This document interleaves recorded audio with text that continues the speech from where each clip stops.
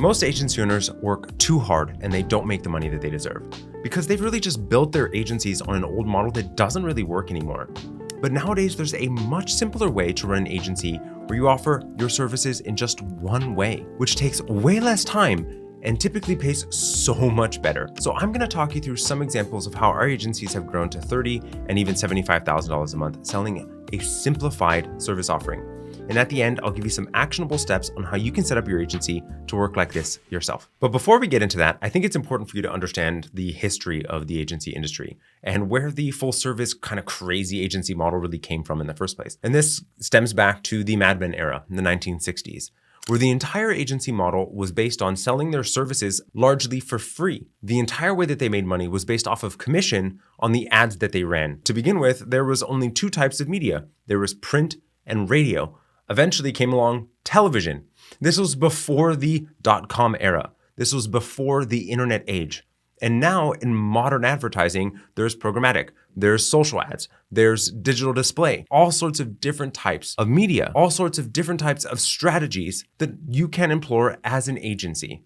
And so the creative work of the old Mad Men era, the way that they used to work and were incredibly more profitable back then, because the specialty that each agency had to have was limited to two essential verticals. Well, now there's 100, maybe 1,000. And so if you are running a full service agency, you have to be an expert in everything, which largely is an impossibility. Unless you've got 5, 10, 20,000 employees, they can have a specific vertical and be an expert in that particular one. And let's face it, if you're watching this video, that it probably isn't you. No offense. But recognizing that if you're trying to follow the model of the Mad Men era, going after the Ogilvies that are part of the large conglomerate agencies, is the wrong way to go about it. And you should follow a new model. As promised, I wanted to give you some examples of how this ultimately can work. And so I want to take you back to a client of mine that I've been working with for a couple of years. And when we first met, he was looking and was about to have his firstborn child. And one of the things that he really wanted to focus on and what created for the motivation for him to simplify his agency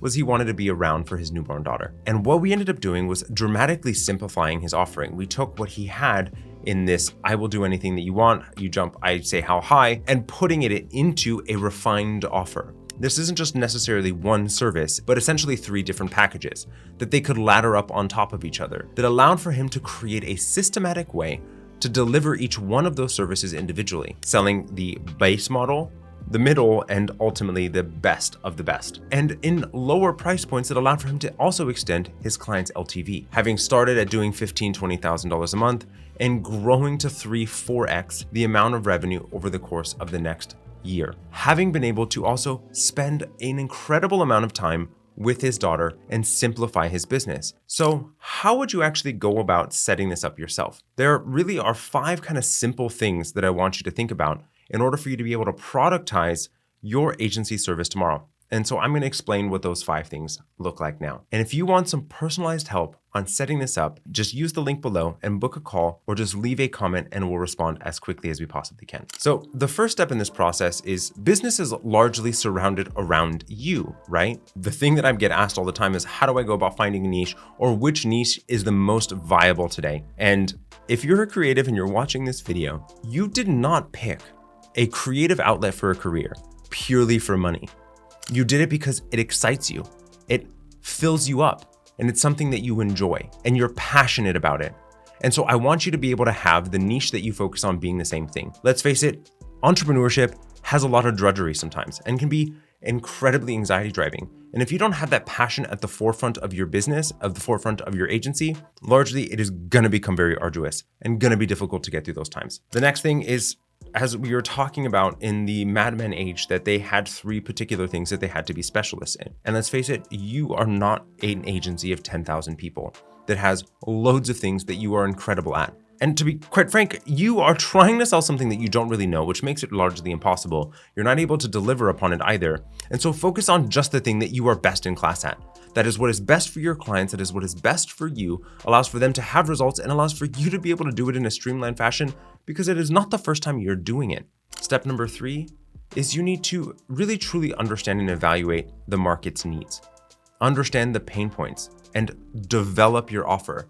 So knowing what are the challenges that someone is facing. I know the industry that I serve so incredibly well, so I can speak to the pain points that you and my niche and who I help face, because I speak to them every single day, because I know them intrinsically. I've been exactly where they are, and I'm able to speak to the pain that they are maybe have not even admitted to themselves, and understanding that the offer that is set up is based on the challenges that they are facing and how my expertise and my experience helps them solve that problem. And the same thing is true for you.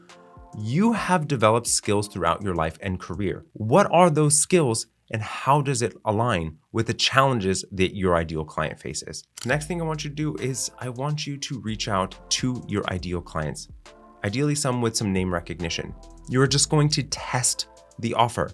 You're going to offer your services largely and kind of a discount in exchange, especially if you don't have a large breadth. And you can skip this if you have loads of experience within the industry that you serve. But if you don't have a large breadth of experience in this industry, you're gonna need some case studies, some social proof that allows for them to feel comfortable to engage with you. So offer your service at a little bit of a discount in exchange for the details, the metrics, the information that you are going to need to build the most amazing case study possible so that you can leverage that and utilize it to sell your next client at the full rack rate. Then all you got to do really is start to market to the wider market. Get to your first 30K worth of retainers largely. Being able to fully understand and codify the offer that you have and look at the robustness of it and how exactly you're able to get from point A with a client to point B. Even start to brand and market that process. Really have a clear understanding, learn from running your business live and being able to create a greater audience within the market that you ultimately are serving. So I mentioned earlier in the video that a big part of this is picking a niche,